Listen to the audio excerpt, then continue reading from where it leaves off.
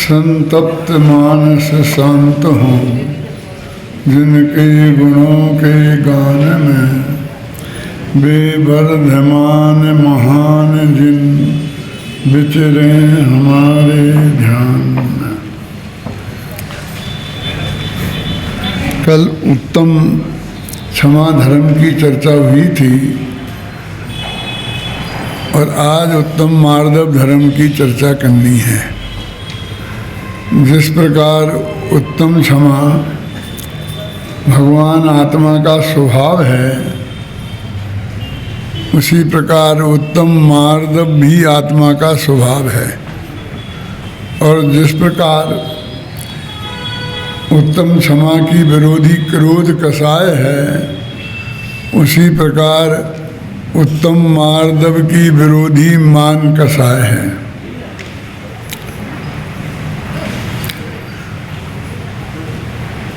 पच्चीस कसायों में 13 कसाएं राग रूप होती हैं और 12 कसाएं द्वेष रूप होती हैं। ये तो आप जानते होंगे। 4 प्रकार का क्रोध, 4 प्रकार का मान, अरति और भय, जुगुप्सा और एक और है शोक। ये 12 कसाएं द्वेष रूप होती हैं। और 4 प्रकार की माया, 4 प्रकार का लोभ, 3 प्रकार का वेद, रति और हास्य, ये 13 कसाएं राग रूप होती हैं। इस हिसाब से राग देश में 25 कसाएं आ जाती हैं। तो क्रोध कसाय भी द्वेष रूप है और मान कसाय भी द्वेष रूप है। यद्यपि दोनों ही कसाएं द्वेष रूप हैं, लेकिन दोनों की प्रकृति में बहुत बड़ा अंतर है। जिस पर हमें क्रोध आता है, गुस्सा आता है, उसे हम नेस्त नाबूद करने जाना चाहते हैं। उसे कहते हटाओ, यहाँ से निकाल दो। ज़्यादा शक्तिशाली हो तो गोली से उड़ा दो। लेकिन जिसके लक्ष्य से मान होता है, उसे निकालना नहीं चाहते, मारना नहीं चाहते, कायम रखना चाहते हैं, पर थोड़ा दबा कर। इस सभा में यदि मुझे गुस्सा आएगा तो या तो मैं उठ के भाग जाऊंगा, यदि शक्तिशाली हुआ तो आपको भगा दूंगा। लेकिन मान आएगा तो ना मैं भागूंगा ना आपको भगाऊंगा। मैं ज़रा ऊपर बैठूंगा और आपको नीचे बैठाऊंगा, क्योंकि मान के पोषण के लिए जनता चाहिए कि जो अपने से थोड़ी छोटी दिखे और अपन बड़े दिखें। यदि इस हॉल में मैं अकेला ही बैठूं, वो इतनी ऊपर कुर्सी भी लगा दूं तो बड़ा आदमी हो जाऊंगा? नहीं होऊंगा। लेकिन यदि जनता बैठी है तो उससे मैं थोड़ा ही ऊंचा क्यों नहीं हूं, लेकिन उसमें अपना बड़कपन महसूस करता हूं कि सब लोग नीचे बैठे और मुझे तख्त पर बैठाया गया। होता कि नहीं? जैसा क्रोध सर्व विनाशक है, मान वैसा विनाशक नहीं है तो द्वेष ही रूप। समझे ना? दोनों की प्रकृति में बहुत बड़ा अंतर है। क्रोध किसी को लिया दिया नहीं जाता, लेकिन मान का लेन देन का व्यवहार भी होता है। मान दिया भी जाता है और लिया भी जाता है। आज तक किसी ने किसी को क्रोध पत्र नहीं दिया, लेकिन मान पत्र खूब लिए जाते हैं और दिए जाते हैं। हम समझते हैं कि वो ज्ञान पत्र है, लेकिन जबकि उसमें बहुत साफ शब्दों में लिखा रहता है मान पत्र। क्यों? और जब मान पत्र मिलता है तो पूरा का पूरा दैनिक अखबार में हम छपाते हैं उसे, भले ही विज्ञापन का चार्ज क्यों नहीं देना पड़े, क्योंकि ऐसा मौका ज़िंदगी में फिर कब आएगा। सारी समाज को मिलना, पता चलना चाहिए कि मेरा अभिनंदन किया गया है, मुझे अभिनंदन पत्र दिया गया है ना। ना क्रोध पत्र आज तक किसी को दिया नहीं, और कोई देगा तो कोई लेगा नहीं, लेकिन मान पत्र घर घर में टंगे हैं। दोनों की प्रकृति में कितना बड़ा अंतर है, ऐसा हम इनको समझने की कोशिश करें। क्या मान कई रूपों में होता है। दीनता भी मान का एक रूप है। रत्नगंज श्रावकाचार्य में आचार्य समंतभद्र लिखते हैं कि मान 8 चीज़ों के आश्रय से होता है। ज्ञानम, पूजा, कुलम, जाति, बल, वृद्धि, तपो, वपु, अष्टौवासितमाश्रित्य स्मय माहु गतस्मया। गतस्मया माने मान कसाय खत्म हो गई है जिनकी। गत स्मया, इसमें माने मान, गतस्मया माने मान जिनका खत्म हो गया। जैसे मान रहित अनंत भगवान ने एक कहा है कि 8 चीज़ों के सहारे से जीवों को मान होता है। कोई ज्ञान हुए ज़रा ज़्यादा तो मैं चौड़ा और बाजार सकड़ा हो जाता है। कोई मेरे सामने है ही नहीं। पहले तो राजसभाओं में वाद विवाद होते थे, विद्वान लोग भी जांग ठोक कर अखाड़े में उतरते थे, होता था ना। तो ज्ञान समझे ना, 8 चीज़ें। ज्ञानम, पूजा, पूजा माने हमारी जगत में प्रतिष्ठा हो। हम बाजार में निकल जाते हों तो लोग नमस्ते नमस्ते नमस्ते, पूरा बाजार नमस्ते करता हो तो हम बहुत गौरव के साथ संभल के निकलते हैं, टोपी मोपी लगाकर, क्योंकि लोग सब नमस्कार करेंगे। नहीं तो रहते गेरे नत्थू खेरे को कौन पूछता है, बोलिए।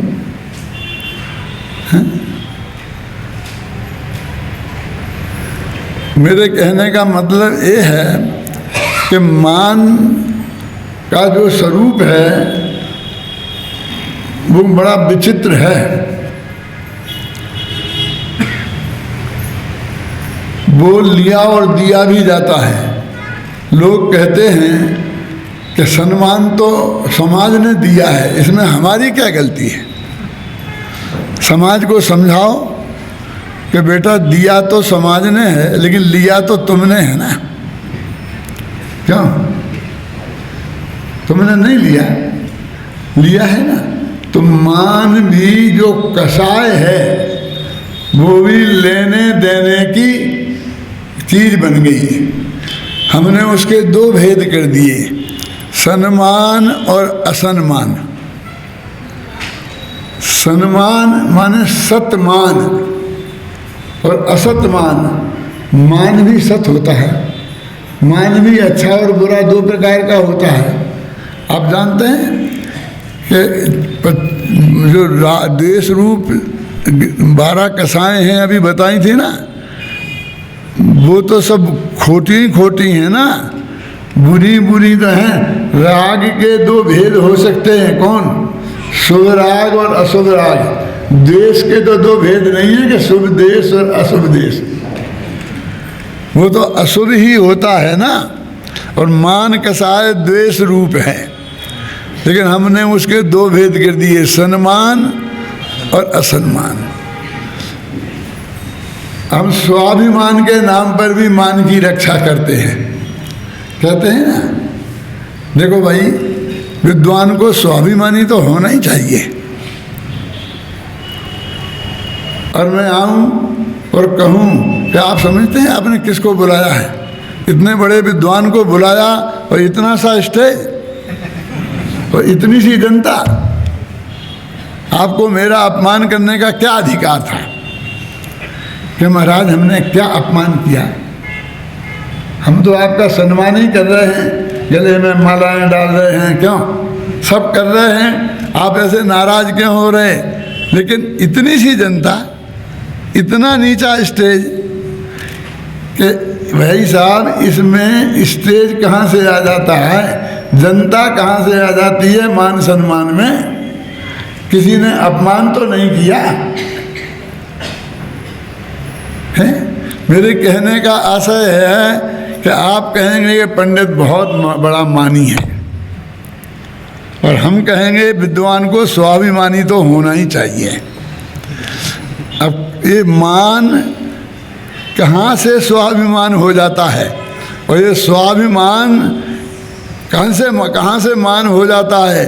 दोनों के बीच की सीमा तो रेखा खींची जानी चाहिए ना, क्यों? लेकिन हम कहाँ खींचते हैं?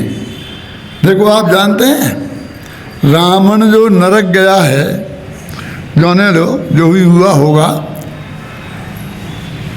लेकिन हर साल हम रावण का पुतला जलाते हैं। ये तो हमने अपनी आंखों से देखा है ना। क्यों जलाते हैं?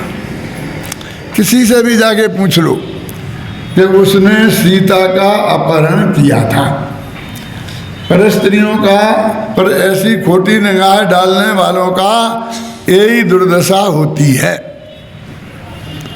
जरा गहराई से समझना, यही कहते हैं ना। लेकिन मैं कहता हूं ये बात सत्य नहीं है। क्यों? पद्म पुराण पढ़ा है। एक दिन रावण के मन में ये आया कि राम तो बहुत अच्छा आदमी है, ऐसे आदमी देखने को बहुत कम मिलते हैं, और सीता का तो कहना ही क्या, महासती, उसे मैंने कितने लोभ दिए, कितना फुसलाया, लेकिन वो अपने शील वृत्त से डिगी नहीं तो नहीं डिगी। मेरे मन में आ रहा है, उसने मंदोदरी से कहा, अपनी पटरानी से कहा कि मैं राम और सीता को लंका से बेटी और जमाई जैसा विदा करूं, ठाट बाट के साथ। ये प्रस्ताव किया किसने? सुना कभी? मंदोदरी से रावण ने कहा कि मेरे मन में ये आ रहा है कि सीता और राम को, दोनों को बेटी जमाई जैसा सम्मानित करके ये घर से विदा करूं। तो मंदोदरी खुश खुश खुश, क्योंकि वो तो समझाते समझाते परेशान थी। क्यों? एक किस दिन की घटना है मालूम आपको? जब युद्ध के दिन रावण का बेटा मेघनाद, इंद्रजीत और उसका भाई कुंभकर्ण, इनको राम की सेना ने, लक्ष्मण ने नाग पास बाण में बांध लिया था और कैद कर लिया था। वो सब राम की कैद में थे। कौन? कुंभकर्ण और इंद्रजीत। कुंभकर्ण सगा भाई था, बहुत ताकतवर, और इंद्रजीत, इंद्र को जीतने वाला उसका बेटा। दोनों राम की जेल में थे। तो मंदोदरी खुश हुई कि मैं तो, तुम्हारा इतना बढ़िया विचार हो गया और राम को तो कुछ दूसरा चाहिए ही नहीं। जब सीता को तुम विदा करने को तैयार हो तो मैं अभी हाल जाती हूँ और ये समाचार राम को सुनाती हूँ और कुंभकर्ण को और इंद्रजीत को छुड़ा के लाती हूँ। इतना कहा कि एकदम गुस्सा आया राम, क्या बकती है, तू मेरी इज्जत मिट्टी में मिलाएगी? अरे उन्हें तो मैं अपनी शक्ति से छीनूंगा, छुड़ाऊंगा, और युद्ध में जीत कर फिर मैं सीता को, राम को बेटी जमाई जैसा विदा करूंगा। क्योंकि हार मान के नहीं, जीत कर। सवाल अब सीता का तो रहा नहीं, सीता की वजह से, क्योंकि सीता ने तो अग्नि परीक्षा देके ये साबित कर दिया कि वो सती है, उसके साथ कोई छेड़खानी नहीं हुई है ना, साबित कर दिया ना अग्नि परीक्षा देके। अग्नि परीक्षा देके ये साबित हो गया कि सीता 6 महीना रावण के घर में रही, लेकिन रावण ने उसे छुआ नहीं।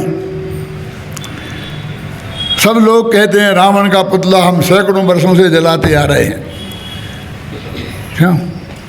लेकिन मैं आज कहता हूँ इस दुनिया से कि मुझे राम का नहीं रावण का घर देखना है। एक आध कोई घर तो बताओ हिंदुस्तान में जो रावण जैसा हो, राजमहल जैसा नहीं, कि जिसके घर में एक पराई औरत जिसे वो जी जान से चाहता हो और टोकने वाला कोई नहीं हो। अर्ध चक्रवर्ती सम्राट था वो, कोई उसे रोक नहीं सकता था, और शर्म तो उसने छोड़ ही दी थी, सारी दुनिया को पता चल गई थी, क्यों? और उसके घर में सीता सुरक्षित रही, सीता को उसने हाथ नहीं लगाया। है ऐसा कोई एक आध घर जहाँ हम अपनी बहन बेटी को 6 महीना उसके घर छोड़ दें और वो जी जान से उसे चाहता हो, क्यों?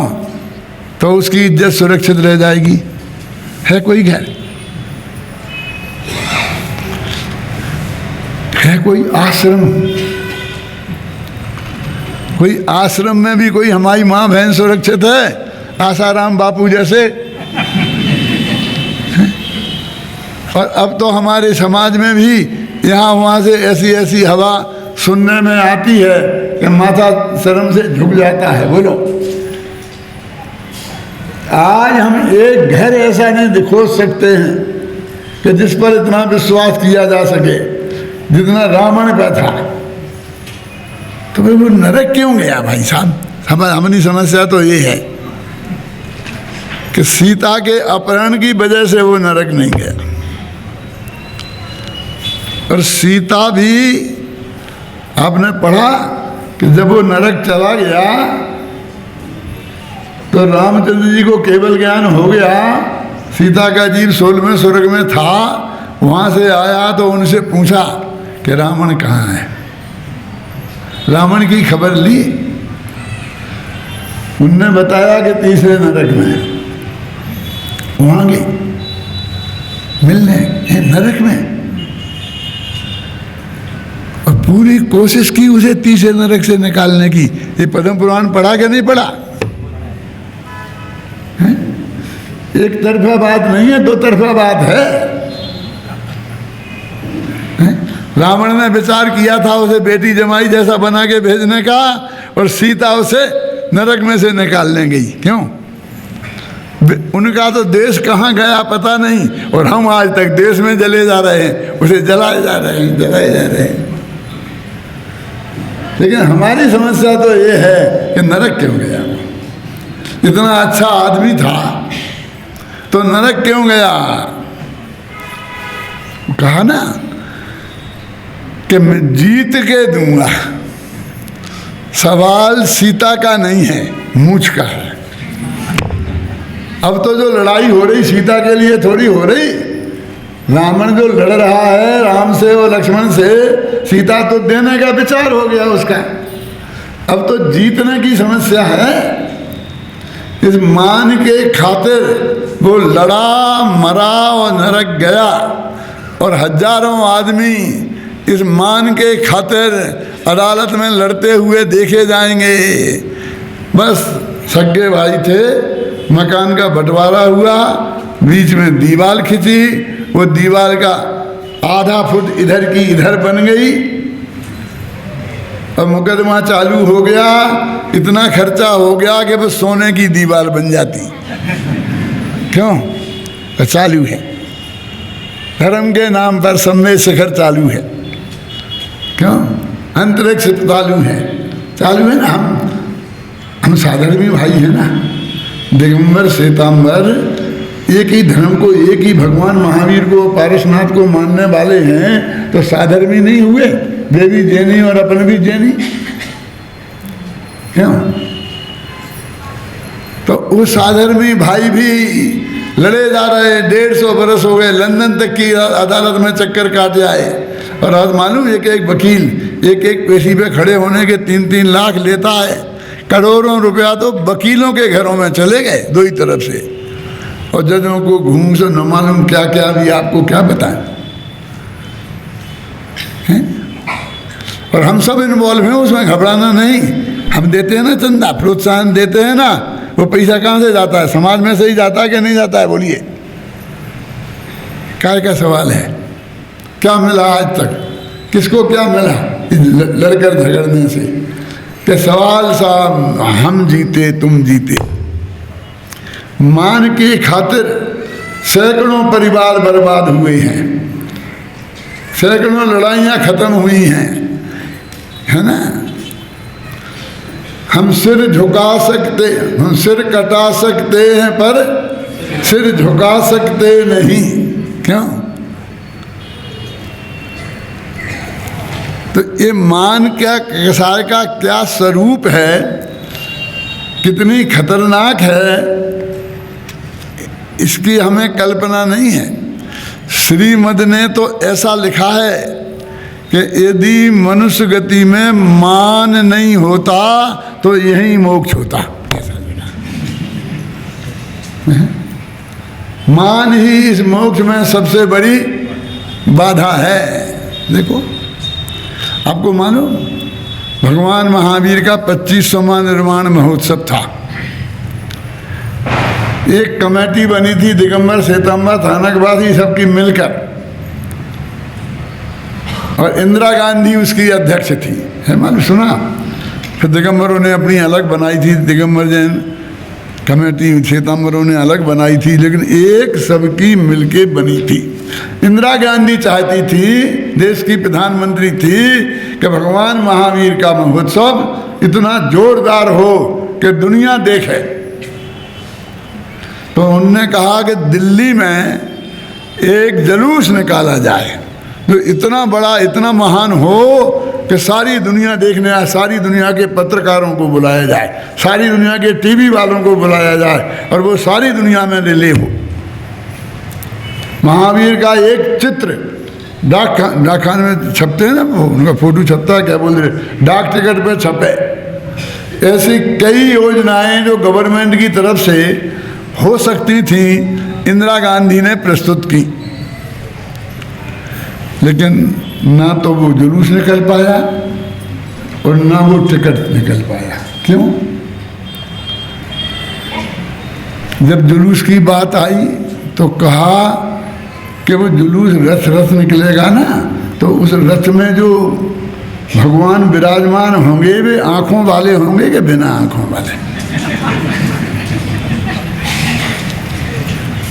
क्या? और आखिर हमने बहुत समझौता वार्ताएं की और हम निर्णय पर नहीं पहुंच पाए, तो इंदिरा गांधी के पास गए कि साहब वो नहीं हो सकता। तो उन्होंने कहा कोई बात नहीं, हम 2 रथ निकालेंगे, एक में निग्न दिगंबर मूर्ति विराजमान होगी और एक में आंखों वाली मूर्ति विराजमान। अब तो ठीक है, 1 के 2 हो गए। तो फिर इस बात पे झगड़ा हो गया कि उन 2 रथों में से आगे कौन रथ रहेगा और पीछे कौन रहेगा। मैं लोगों से कहता हूँ, भाई साहब, अपने बेटे की शादी करो, बारात निकालो, तो जितना खर्चा तुम्हें करना हो करना, लेकिन 2 एक से बढ़िया बैंड बाजे मत बुला लेना, कर लेना। क्यों? नहीं तो इस बात पे झगड़ा होगा उनमें कि दूल्हे की घोड़ी के सामने कौन सा बैंड रहेगा, और निर्णय करना बहुत कठिन काम है। तुम्हारी बारात एक तरफ रखी रहेगी, बारात निकल ही नहीं पाएगी। हम भी बैंड वालों से कम थोड़ी हैं। हम निर्णय नहीं कर पाए कि कौन सा रथ आगे रहेगा और कौन सा रथ पीछे रहेगा, और रथ भी कैंसिल हो गया। वो डाक टिकट पे फोटो जो लगेगा वो कैसा लगेगा बोलो, मुकुट वाला कि बिना मुकुट वाला? आखिर हम वो भी डिसीजन नहीं कर पाए और वो भी नहीं छपा। ये सब का ही कथा। क्यों?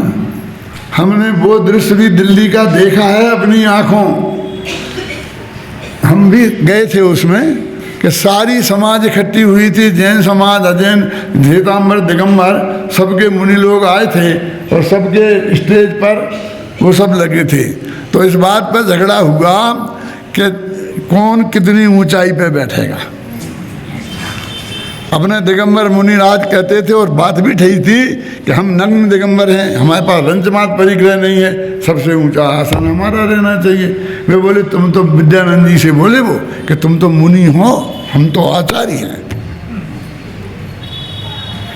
उनके यहाँ होते ना सब, समझे ना, कपड़ा पहने हुए आचार्य होते ना, तो मुनि नीचे बैठते हैं, आचार्य ऊपर बैठते हैं। बोलो क्या करें।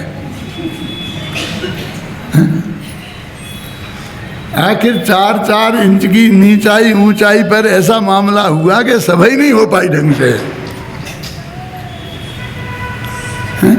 जिनने सब कुछ छोड़ दिया है, यहां तक कि तन का वस्त्र भी छोड़ दिया है, वे भी जरा सी नीचाई ऊंचाई के मामले में कोई समझौता नहीं कर सकते। क्या समझ में है ना।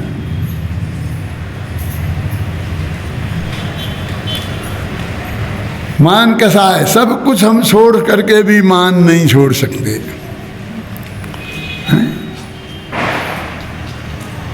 इसलिए मान कसाय बहुत खतरनाक कसाय है।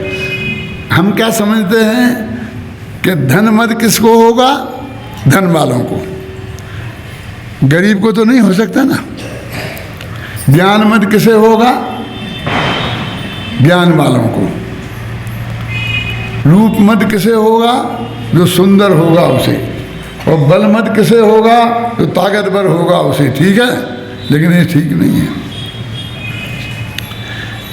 एक आदमी ऐसा है कि काला कलूटा, बिल्कुल कमजोर सीकिया पहलवान, 1000 बीमारियां हैं, बिल्कुल गरीब, खाने का कल का ठिकाना नहीं है, काला अक्षर भैंस बराबर है, तो उसके तो ना ज्ञान मद होगा, ना धन मद होगा, ना रूप मद होगा, क्योंकि ना रूपवान है, ना धनवान है, ना ज्ञानवान है। क्यों? ना बलवान है। तो वो आदमी तो फिर मार्दव धर्म का धनी हो जाएगा ना। आपको स्वीकार है? नहीं होगा ना। तो क्या है, कहते भाई साहब, कोई ज्ञान से ज्ञान मद नहीं होता, धन से धन मद नहीं होता, घबराना नहीं, रूप से रूप मद नहीं होता। हमारा चक्रवर्ती ज्ञानवान भी होता है, धनवान भी होता है, रूपवान भी होता है, कामदेव जैसा सुंदर होता है कि नहीं, और सहायक समय दृष्टि होता है, तो ऐसे 8 मद नहीं होते। कहाँ हुआ? इन धनाधिक के होने से मद होता है, कहाँ निकला? यदि ज्ञान होने से ज्ञान मद होता है तो ज्ञानियों को होना चाहिए ज्ञान मद, लेकिन ज्ञानियों को तो ज्ञान मद तो क्या, एक भी मद नहीं होता। 8वां मद अज्ञानी के होते हैं। इसका मतलब ये हो गया कि ज्ञान मद होने के लिए ज्ञान होना जरूरत नहीं, मूर्ख को भी ज्ञान मद हो सकता है। अब कैसे ये समझना पड़ेगा, हैं? गरीब को भी धन मद हो सकता है। एक ज्ञान से क्षयोपशम ज्ञान है ना, केवल ज्ञानियों को तो ज्ञान मद होता नहीं है, क्षयोपशम ज्ञान वालों को ज्ञान मद होता है। तो क्षयोपशम ज्ञान में ज़रा थोड़ा ज़्यादा हो गए, ख्याल में आए ना, तो हमको उसके आश्रय से मैं बड़ा विद्वान ऐसा मद हो सकता है। और जो आदमी को बिल्कुल भी ज्ञान नहीं हो गए, तो उसे मैं बिल्कुल नहीं समझता हूँ, मैं तो मूर्ख हूँ, मैं तो दीन हूँ। तो दीनता रूप ज्ञान मद होता है। दीनता भी ज्ञान मद है, क्योंकि ज्ञान की कमी से वो अपने को दीन मान रहा। उसने अपना नाप कैसे? ज्ञान से, क्षयोपशम ज्ञान से किया। चलो धन पे घटित करो, धनवान के धनमद होगा। कोई गरीब आदमी को वो धन की वजह से अपने को बड़ा आदमी मानता है, और वो गरीब धन की कमी से अपने को छोटा मानता है। ये उसका धनमद है गरीब का, समझ में आया? दीनता जो हुई वो उसका धनमद है, क्योंकि उसने अपने को धन से नापा। देखो आत्मा के जो मद है ना और मार्दव धर्म, इन्हें आत्मा से नापना चाहिए, पर से तो नहीं नापना चाहिए ना। देखो एक आदमी बाजार में गया और उसने कपड़े की दुकान पे पहुंचा और बोला 3 लीटर कपड़ा दे देना। ध्यान से सुनना, क्या कहा? दूध की दुकान पे पहुंचा, बोला 3 मीटर दूध दे देना। समझ, ध्यान में आ गई बात?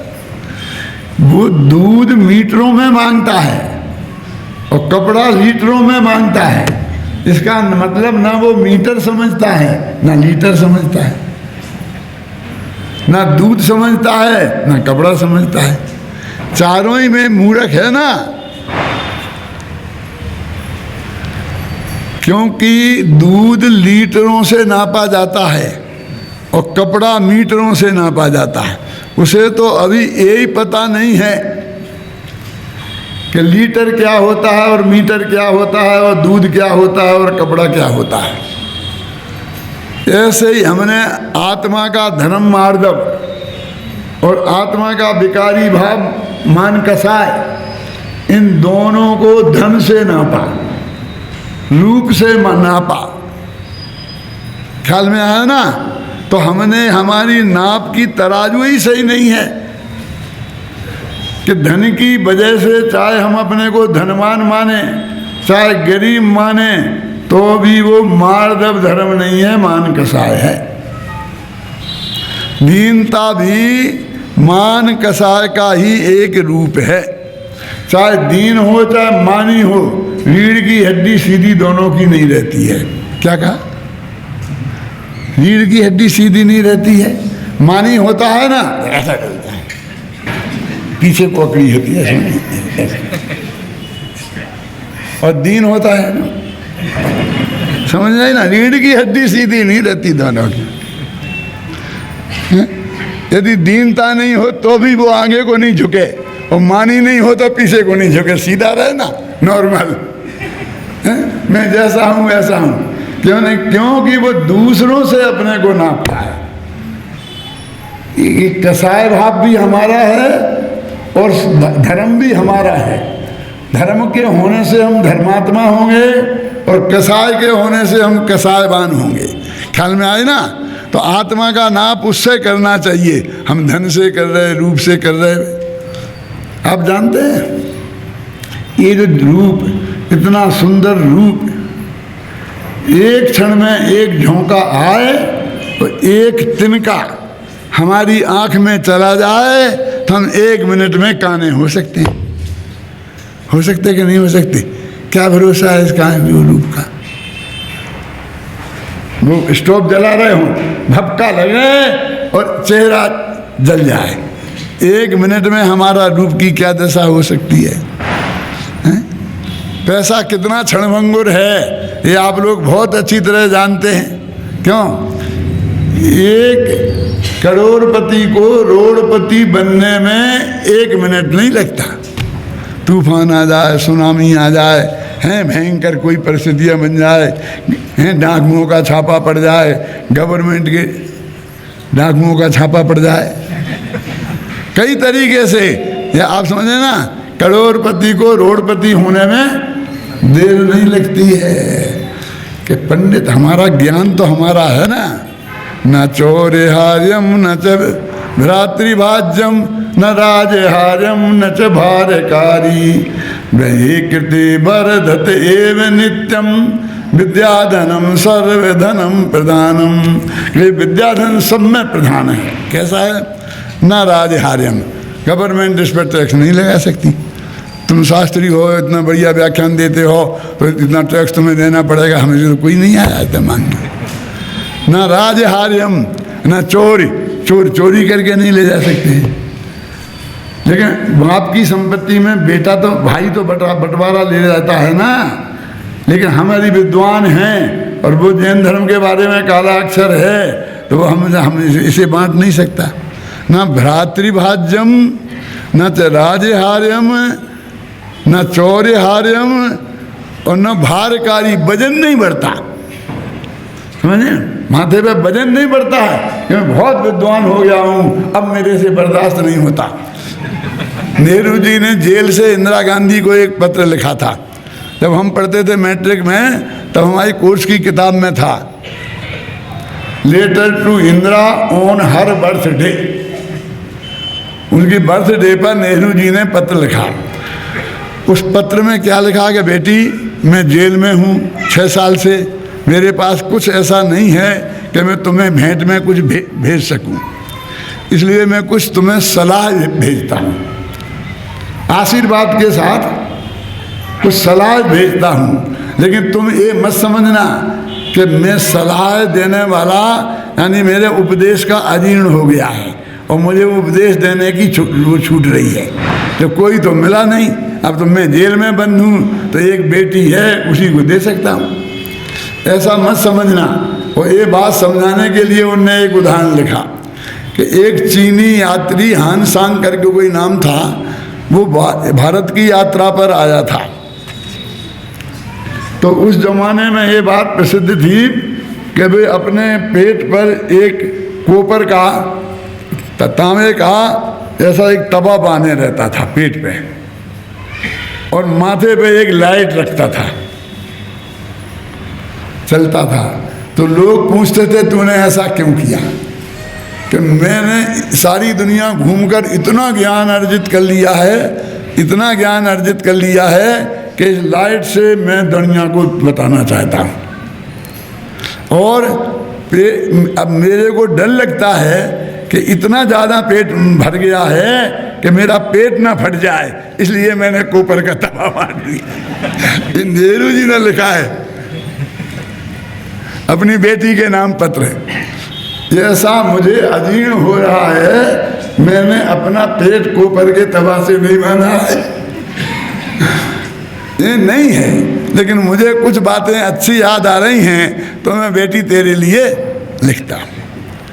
तो मेरे कहने का मतलब है कि ऐसा अजीर्ण है कि हम विद्वान हैं, हमारा कोई नहीं छीन, हमारे पास जो धन है वो कोई नहीं छीन सकता। क्यों जी?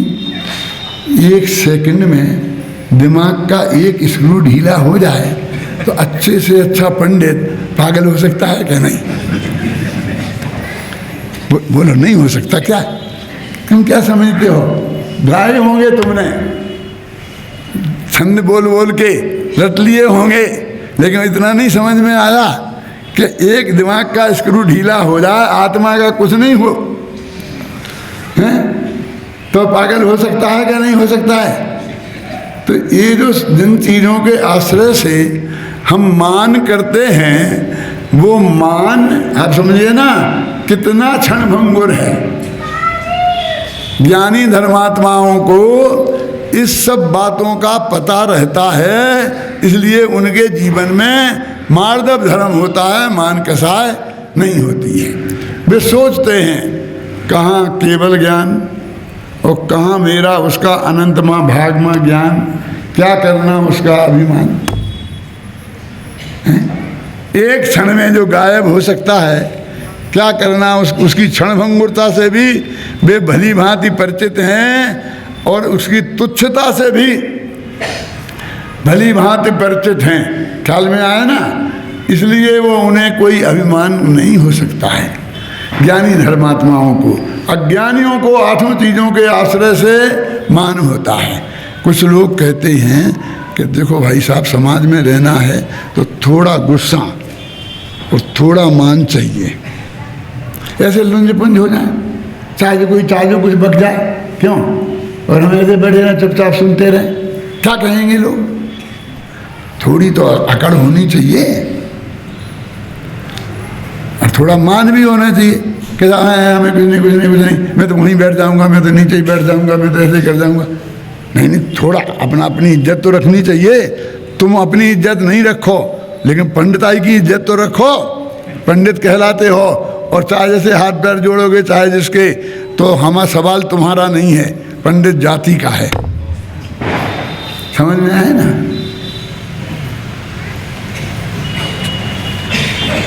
हमको रखना चाहिए थोड़ा बहुत तो। एक मेरे दादाजी माने पिताजी के चचेरे बड़े भाई, क्या बोलेंगे उसे, हम तो हमारे यहाँ दादा दादा बोलते थे उनको, लेकिन वो तो चाचा, बड़े चाचा कहलाए, जो भी समझ लें आप, ताऊ जी आज की भाषा में। तो उन्हें बहुत खांसी आती थी। हम लोग मुरैना विद्यालय में पढ़ते थे, हम मुरैना विद्यालय के विद्यार्थी हैं। ये बुजुर्ग लोग यहाँ पर बैठे होंगे कुछ, तो वहाँ के जो पंडित मक्खनलाल जी वो यहाँ आया करते थे, हमारे गुरुजी जानते होंगे। तो हम वहाँ जाते थे घर पे, तो हमने एक दिन में कहा कि ताऊ जी आप ज़रा हमारे साथ चलो तो हम आपकी जांच करवा देंगे और इसी दवाई दिला देंगे तो आपकी खांसी मिट जाएगी। तो बोले बेटा नहीं हमें नहीं जाना कहीं, हमें कोई इलाज नहीं करना। मैंने क्यों बेटा, इतने भरे पूरे घर में इतनी खांसी तो चाहिए। क्यों कि घर में बहुएं बेटियां बैठी हैं, पुराने ज़माने में तो पर्दा होता था ना, शायद महाराष्ट्र में नहीं होता था, हमारे यहाँ तो बहुत होता था। तो खांसते खकारते जाओ तो ये सावधान हो जाती है, माथा ढक लेती हैं, अपनी इज्जत रह जाती है, उनकी भी इज्जत रह जाती है। क्या इसलिए बड़े भरे पूरे घर में इतनी खांसी तो चाहिए। मैंने कहा ताऊ जी बहू बेटियों के लिए तुम नकली खांसी खांस लिया करना, क्यों? लेकिन ये बीमारी खतरनाक है। कहते हैं लड़ाई का जड़ हाँसी और रोग का जड़ खांसी। फिर तबीयत हो जाता है, इससे बाद में टीबी हो जाती है। तुम चलो हम तुम्हारा इलाज करा देंगे। तो बोले नहीं हम नहीं जाएंगे। जिस आदमी ने खांसी कोई उपादेय मान लिया हो, आवश्यक मान लिया हो, उसका क्या होगा? आखिर वो टीबी हो गई और भी टीबी में ही मरे। ऐसा ही हम समझते हैं थोड़ा गुस्सा तो चाहिए, थोड़ा मान तो चाहिए, नहीं तो निर्विषेणापि सर्पेण कर्तव्यमहिति फणा। निर्विष सांप हो तो भी उसे फुफकारना चाहिए, नहीं तो बच्चे खेल खेल के उसे मार डालेंगे। भले ही सांप में जहर नहीं है, लेकिन फुफकारेगा तो सब भागेंगे, है ना। निर्विषेणापि सर्पेण कर्तव्यमहिति फणा, बड़ा फण बनाना चाहिए। ऐसे तुम्हें नहीं हो यदि मान तो कोई बात नहीं, थोड़ा नकली रखो। क्या? थोड़ा क्रोध नकली रखो, अनुशासन प्रशासन हो, नहीं तो रहना। मैं 200 विद्यार्थियों के बीच में रहता हूँ, यूनिवर्सिटी के विद्यार्थी। आजकल कैसे विद्यार्थी होते हैं, उपकुलपति की जान निकाल लें। यूनिवर्सिटी में उपकुलपति हो गए तो ऊधमबाजी हल्ला गुल्ला है। अब मैं तो बिल्कुल चारों तरफ विद्यार्थियों में घिरा रहता हूँ, मुझे तो आज तक कोई तकलीफ नहीं हुई। क्यों? सब विद्यार्थियों के हृदय में इतना बात्सल्य कि हम कल्पना नहीं कर सकते, और इतना ही मर्यादा, इतना भय कि हमको कोई तकलीफ नहीं। ऐसा हो सकता है? ये विश्व का एक आश्चर्य है, आके देखना तुम। क्यों शीतल, है ना? ऐसा ये विश्व का एक आश्चर्य है। ये शीतल को तुम जानते हैं? शीतल को हम जानते हैं। एक दिन इसने भरी सभा में हमसे कहा था ये चूड़ियाँ पहन लो, चूड़ियाँ समझते? चूड़ियाँ होती ना, महिलाएं हाथ में पहनी थी, तो हमें भरी सभा में चूड़ियाँ बताई थी। तुम्हारा विद्यार्थी है, तब भी था। नागपुर में अपने साहित्य को महाराजों ने निकलवा करके थैले में भर के, और ऐसा हमारे पंडाल में जहाँ हमारा शिविर चलता था फेंकवा दिया था। बहुत उत्तेजना थी सभी में, विद्यार्थी भी हमारे बहुत थे, समाज भी बहुत थी। ऐसा लगता था बहुत झगड़ा हो जाएगा, कोई एक आध दो मरा न जाए, क्या झंझट हो जाएगा। तो मैं समझा रहा था सब लोगों को कि भाई शांत रहो, शांत रहो, शांत रहो। तो इसने कहा चूड़ियाँ पहन लो। मैंने कहा शांति से बैठो, हम पहन लेंगे, चूड़ियाँ पहन लेंगे, शांति से बैठो। फिर मैंने और आधे घंटा एक भाषण दिया था, वो मेरी एक किताब के रूप में भी छपा है। उस किताब का क्या नाम है? गोली का जवाब गाली से भी नहीं। ख्याल में है ना? गोली का जवाब गाली से भी नहीं। और मैंने कहा कि भैया जिनवानी यहाँ आ गई है ना, तो अब पहले जिनवानी माता की चिंता करो, अब उनकी चिंता मत करो जिनने फेंकी है। हम भी इसकी परवाह नहीं कर रहे और उनसे लड़ने निकल जाएं तो ये यहीं पड़ी रहेगी क्या? क्या करना चाहिए सबसे पहले बोलो?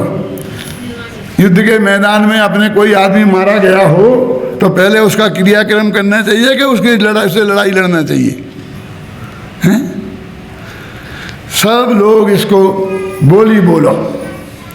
ऐसी बोलियां तो बहुत बोली होंगी मंदिर में विराजमान करने की कि इसको यहाँ से ले जाने की, और एक जगह करो वहाँ रखें, और फिर वहाँ स्वाध्याय भवन बनाएं, वहाँ मंदिर बनाएं। वहाँ जो मंदिर बना है ना नागपुर में, वो उसी से उसकी नींव पड़ी। तो सबसे पहली बोली मैंने ली, फिर धड़ाधड़ 40-50 बोलियाँ हो गई और वातावरण एकदम बदल गया। मैंने इसके बहुत कहा, बेटा तुमने अच्छा किया, जान तो लादी थोड़ी। क्यों नहीं आता? तो हमारे भाषण में भी जान नहीं आती। क्यों? समझ में? मेरे कहने का अर्थ ये है कि हम उसको गहराई से समझें तो कि क्या चीज़ है। जिसने कसायों को उपादेय मान लिया, लड़ने को उपादेय मान लिया, हम ईंट का जवाब से पत्थर में देंगे, ये जैन धर्म नहीं है। क्यों? एक बहुत बढ़िया छंद आता है श्वेतांबर साहित्य में,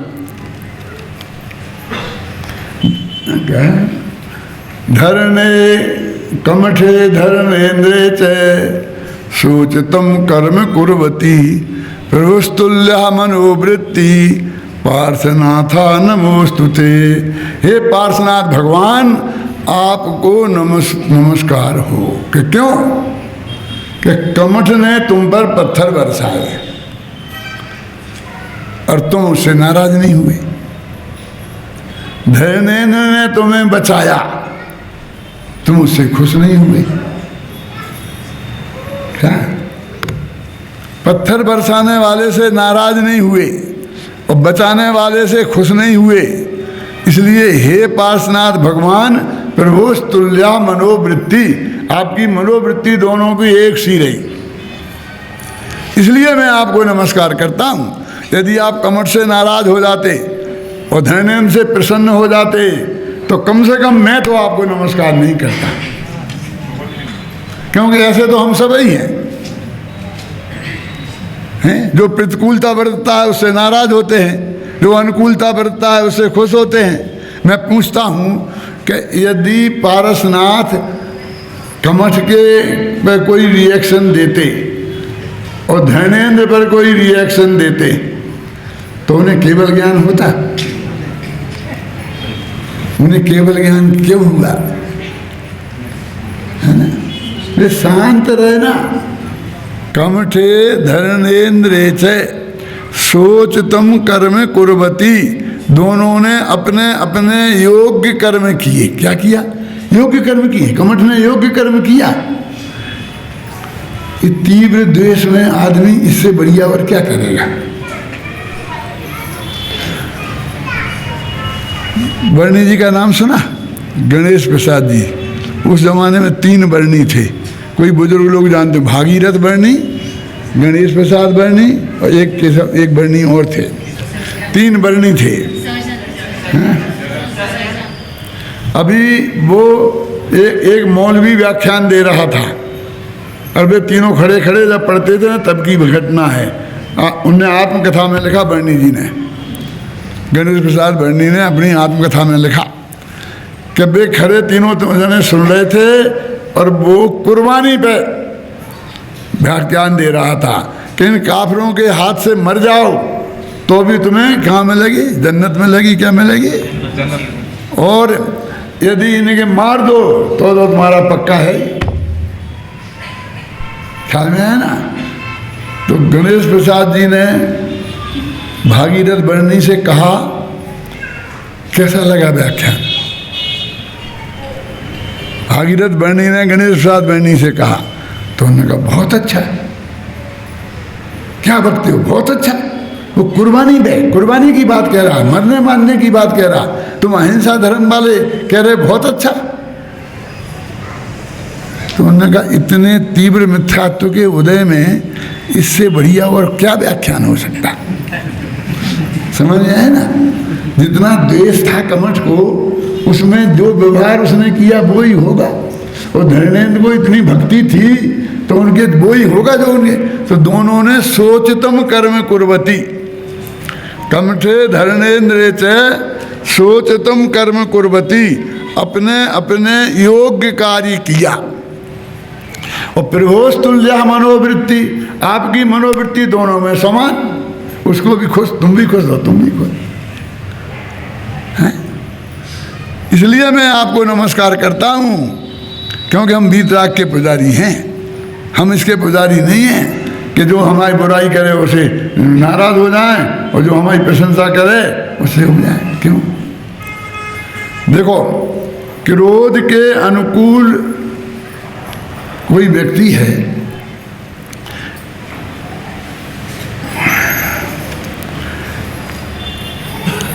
जिनका स्वास्थ्य आध्यात्मिक दृष्टि से कमजोर होता है ना, उन्हें ठंडी हवाएं भी परेशान करती हैं और गर्म हवाएं भी परेशान करती हैं। ठंडी हवाओं से उन्हें जुकाम हो जाता है और गर्म हवाओं से लू लग जाती है। तो आध्यात्मिक दृष्टि से जिनका स्वास्थ्य कमजोर होता है, उन्हें क्रोध की गर्म हवाएं भी परेशान करती हैं और मान की ठंडी हवाएं भी परेशान करती हैं। क्रोध की गर्म हवा से उन्हें लू लग जाती है, काय की? गुस्से की। और मान की ठंडी हवा से उन्हें अभिमान का जुकाम हो जाता है। क्रोध के निमित्त बनते हैं शत्रु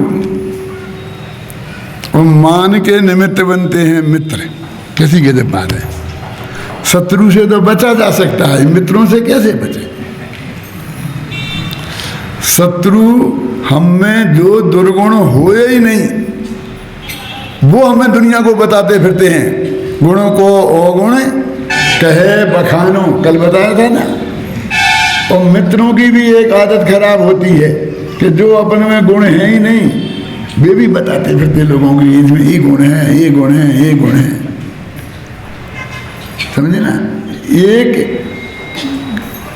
हमें मान पैदा करता है और दूसरा क्रोध पैदा करता है। क्रोध और मान तो दोनों ही कसाए हैं, धर्म तो है नहीं।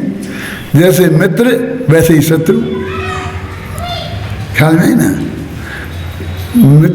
शत्रुओं से मित्र ज्यादा खतरनाक हैं, क्योंकि शत्रु तो दूर रहते हैं और वे हमारी निंदा करते हैं तो पीठ पीछे करते हैं, हमारे मुंह पे नहीं करते हैं। मुंह पे तो मीठी मीठी बातें करते हैं, लेकिन मित्र तो मुंह पे ही करते हैं झूठी प्रशंसा। तो मान के निमित्त ज्यादा मौजूद है नजदीक। समझ में आए ना? क्रोध के निमित्तों की बजाय। और मान प्रशंसा ज्यादा मुंह पे ही की जाती है। ऐसे भाग्यशाली लोग बहुत कम होंगे जिनकी लोग पीठ पीछे भी प्रशंसा करें। पीठ पीछे तो सब भड़ाई भड़ाई करते हैं और मुंह पे प्रशंसा करते हैं। चढ़ जा बेटा सूली पे, भला करे भगवान, है ना? यदि हमको दोनों से बचना है, समझ में आया ना, तो हमें अपने चित्त में ना क्रोध करना है ना मान करना है, तो शत्रुओं के समान मित्रों से भी बचना चाहिए। तुलसीदास ने एक दोहा लिखा है कि मेरे लिए तो शत्रु मित्र दोनों ही के समान हैं। एक मिलत दुख देत है, दूजो बिछुरत ले है प्राण। सुना क्या? नहीं आया समझ में? शत्रु मिलेगा तो दुख देगा और मित्र बिछुड़ेगा तो दुख देगा। दुख तो दोनों ही देते हैं। एक मिलत दुख देत है, दूजो बिछुरत ले है प्राण। इसलिए न मुझे शत्रु चाहिए ना मुझे मित्र चाहिए, है ना। कबीरा खड़ा बाजार में लिए लकटिया हाथ, ना काहू से दोस्ती है ना था ना काहू से बैर। जो घर छोड़े आपना होए हमारे साथ, है ना। तो वे कहते हैं कि जैन धर्म तो ना काहू से दोस्ती और ना काहू से बैर वाला धर्म है। तो मान कसाय को हम अपनी गहराई से विचार करें तो मान बहुत छुपे रूप में मित्र जिसके निमित्त हैं हमारे पास आता है, उससे बचने का प्रयास करना बहुत पुरुषार्थ का काम है। आप जानते हैं 4 गतियों में 4 कसायों की प्रमुखता होती है। देव गति में कौन सा कसाय प्रमुख होती है? लोभ। नरक गति में कौन सी कसाय प्रमुख होती है? क्रोध। त्रिंच गति में कौन सी कसाय प्रमुख होती है? माया। और मनुष्य गति में मान।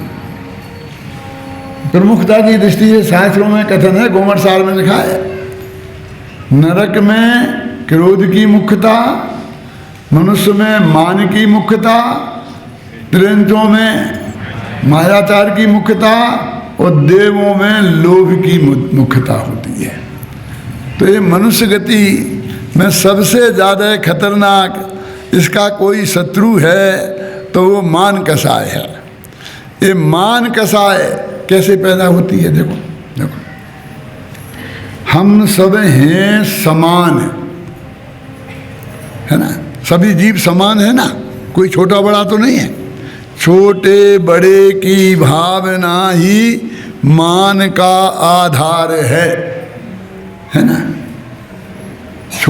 तो हम हैं सब समान, हमने सा छोड़ दिया और मान रख लिया।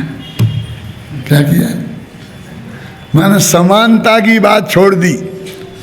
मैं बड़ा और तुम छोटे, तो मेरे में मान पैदा हो जाएगा, और मैं छोटा हो तुम बड़े तो दीनता पैदा हो जाएगी।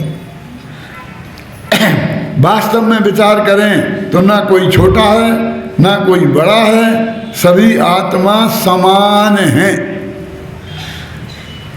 रेडियो स्टेशन से मेरे पास फोन आया कि महावीर जयंती पे हम चाहते हैं कि एक आपका व्याख्यान हो जाए। मैंने कहा हो जाएगा, क्या दिक्कत है, जब दुनिया में होते तो वहाँ रेडियो स्टेशन पर हो जाएगा। तो वो आदमी बोला कि मैं ये चाहता हूँ कि आप ये बोलें कि भगवान महावीर ने कहा कि हम सब एक हैं। तो मैंने उससे कहा कि हम सब एक हैं, ऐसा महावीर ने कभी कहा था? फोन पे ही पूछा मैंने। बोले हम क्या जाने, आप पंडित लोग जाने। मैं क्या पंडित जाने तो तुम तो समझा रहे हमें कि हम टीवी पे ऐसा बोलें कि महावीर ने कहा कि हम सब एक हैं। बोले मैंने तो नेशनल इंटीग्रेशन की दृष्टि से ये बात कही थी, देश में भावात्मक एकता होवे, इसके लिए आप प्रेरणा देवें।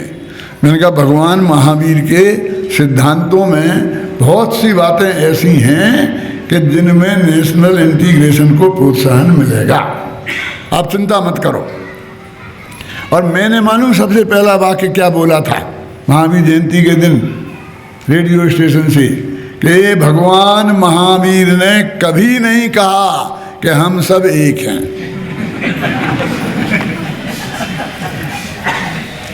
क्योंकि यदि एक होते तो फिर एकता की जरूरत क्या है? हम अलग अलग हैं तब तो एकता की जरूरत पड़ी, अलग अलग हैं तब तो एकता की जरूरत पड़ी हमें। लेकिन भगवान महावीर ने ये जरूर कहा कि हम सब समान हैं, कोई छोटा बड़ा नहीं। यदि हम इस बात पर गंभीरता से विचार करें तो फिर जब झगड़ा तो साला छोटे ही बड़े का है ना, तो छोटे बड़े की भावना से ही मान का आधार है। तो हम इस बात को अच्छी तरीके से समझ सकते हैं कि भाई वास्तव में मान का आधार क्या है। हमने समानता वाले सिद्धांत में से साथ छोड़ के मान को अपना लिया। हम यदि ये विचार करें कि हम सब समान हैं, कोई छोटा बड़ा नहीं। देखो, वैसे आत्मा की दृष्टि से तो हम सब समान हैं ही ना। अभी आप इतने श्रोता नीचे बैठे हैं, इनमें कोई एक आध कलेक्टर भी हो सकता है, रिटायर्ड कलेक्टर तो हो ही सकता है, असली कलेक्टर आ पाए चाहे नहीं आ पाए, कोई जज भी हो सकता है, कोई नेता भी हो सकता है, अपनी समाज का व्यक्ति। क्यों? और वो यहाँ आया है, वो शांति से आपके बगल में ही बैठा है, उसने कोई अपेक्षा नहीं की कि आप उसे यहाँ एक कुर्सी रखो और उसे यहाँ बैठा लो, नहीं की ना। आप भी उससे प्रेम से बात करते हैं, वो भी आपसे प्रेम से बात करते हो। तो ये जो आप एक साथ नीचे बैठ सके, सारी समाज में जो समानता है उसको ही मुख्य करके तो बैठ सके। लेकिन दो आदमी तो वैसे एक दृष्टि से देखें तो छोटे बड़े तो सब हैं ही ना, कोई ज्ञान में, कोई धन में, कोई शक्ति में, कोई सत्ता में। लेकिन उस चीज़ को हम गौण करें और जो हम में समानता है उसको यदि हम मुख्य करें तो ये देश में भी, समाज में भी एकता हो सकती है। ये सच्ची घटना है। मैं अमेरिका में पिट्सबर्ग में जेना का सम्मेलन था, उसमें था। यहाँ पर मध्य प्रदेश के मुख्यमंत्री सुंदरलाल पटवा थे, नाम सुना होगा आपने, श्वेतांबर जैन हैं, सुंदरलाल पटवा। तो उन लोगों ने जब वे मुख्यमंत्री थे निमंत्रण दिया था उन्हें वहाँ आने का, और उनकी लड़की उस गांव में रहती थी, इसलिए उन्हें जल्दी मंजूरी दे दी। 6 महीना पहले ऐसा हुआ और 3 महीने बाद ये मुख्यमंत्री मिट गए, वे मुख्यमंत्री नहीं रहे। अब क्या करें, उनका रस खत्म हो गया बुलाने वालों का और इनका भी। लेकिन अपनी लड़की के पास ये चले गए। जब चले गए तो सम्मेलन में भी आए, मेरे बगल में बैठे थे। तो हर एक आदमी आए तो कहेगा डॉक्टर साहब, और कहें भूतपूर्व मुख्यमंत्री, ऐसा बार बार संबोधन करके बोले। तो उनने अपने भाषण में कहा कि मेरे को जबरदस्ती भूत क्यों बना रहे हो, मैं आदमी हूँ, मैं जैन समाज का एक बच्चा हूँ, मैं जैन समाज की हैसियत से यहाँ आया हूँ, मैं मुख्यमंत्री की हैसियत से नहीं आया हूँ। क्यों मैं इसमें आ नहीं सकता क्या? अभी तो मैं मुख्यमंत्री, तो अब मुझे, मैं हाथ से जोड़ता हूं कि मुझे कोई मुख्यमंत्री, भूतपूर्व मुख्यमंत्री इन संबोधनों से संबोधित नहीं करे। माने मैं एक जैनी हूं ना, और जैन होने के नाते यहाँ आ सकता हूं ना। तो आप सब इतने लोग बैठे हैं यहाँ पर, और ऐसे में भी कोई एक कलेक्टर साहब आ जाएं तो वहीं तो बैठेंगे आपके पास में, आप यही तो कहोगे आओ साहब राजो, क्या करोगे? यदि आप बुलाएंगे, निमंत्रण देंगे, तो फिर उनको पहले से बुलाने जाना पड़ेगा। जब भी आएंगे दरवाजे पे स्वागत करना पड़ेगा, फिर यहाँ हार डालना पड़ेगा गले में, करना पड़ेगा ना सब। और यदि ये नहीं करेंगे तो वो आदमी समाज का अंग तो है ही ना। तो ये समानता का सिद्धांत यदि हमारे जीवन में आए तो मान जा सकता है। देखो, एक व्यक्ति का मील था, कपड़े का मील था बहुत बड़ा। अब वो मील का मालिक है ना, और उसे उसका मान है, मैं मील का मालिक, मैं मील का मालिक, मैं मिल मालिक। अब गवर्नमेंट ने राष्ट्रीयकरण कर लिया, सब इंदिरा गांधी ने एक साथ कर दिए थे ना सब। तो 1 मिनट में सेठ जी जमीन पे आ गए और उन्होंने कहा इन सेठ जी आप ही डायरेक्टर बन जाओ और इस मील को संभालो, और जो सुविधाएं आज तक आप भोगते रहे हैं वो भोगो, उसी बंगले में रहो, उसी कार में बैठो, वही ड्राइवर आपकी कार चलाए, और 2-4 नौकर बनाना हो तो बढ़ा लो, लेकिन ये मील गवर्नमेंट का है। बोला सुख सुविधा में तो कोई अंतर नहीं आया, लेकिन सेठ जी की रीढ़ की हड्डी की ताकत निकल गई। कल तक जो ये था कि मैं मिल मालिक, मैं मिल मालिक, यदि मील चला जाएगा तो मील जाने से मार्दव धर्म प्रकट नहीं होगा, दीनता आ जाएगी। मान की जगह दीनता आएगी। ख्याल में आई ना? यदि तुझे मार्दव धर्म प्रकट करना है तो तू मील से अपने को छोटा बड़ा नहीं नाप। यदि निरंतर इस बात का विचार करे कि मैं तो जैन समाज का एक बच्चा हूँ, सारे जो लोग जैसे आप हो जैसे ही मैं हूँ, कल जो था उस पर्याय में था तो उस पर्याय की ड्यूटी निभाता था, आज जिस पर्याय में हूँ उस पर्याय की ड्यूटी निभाऊंगा। तो इस तरह से हम अपने वास्तविक स्वरूप को समझें तो मान कसाय। टोडरमल जी ने लिखा कि ये मान कसाय क्यों पैदा होती है, तो उनने जवाब दिया कि पर पदार्थों के संयोग से अपने को बड़ा मानते हैं तो मान कसाय उत्पन्न होती है। और जब तत्व ज्ञान के अभ्यास से हम ये समझ जाएंगे कि कोई पदार्थ मेरा नहीं है, मैं उसका नहीं हूँ, तो ये मान कसाय अपने आप चली जाएगी। मान कसाय के नाश का उपाय एक पर द्रव्य का कर्तृत्व बुद्धि छोड़ना है, पर द्रव्य से अपने को बड़ा छोटा मानना है। मैं तो स्वयं से ही जो कुछ भी हूँ, बड़ा हूँ तो बड़ा हूँ और छोटा हूँ तो छोटा हूँ, जो हूँ सो हूँ। ऐसा समझकर सभी लोग मान कसाय का त्याग करके मार्दव धर्म धारण करके अनंत सुखी हों। इन मंगल भावना से मैं अभी की बात समाप्त करता हूँ।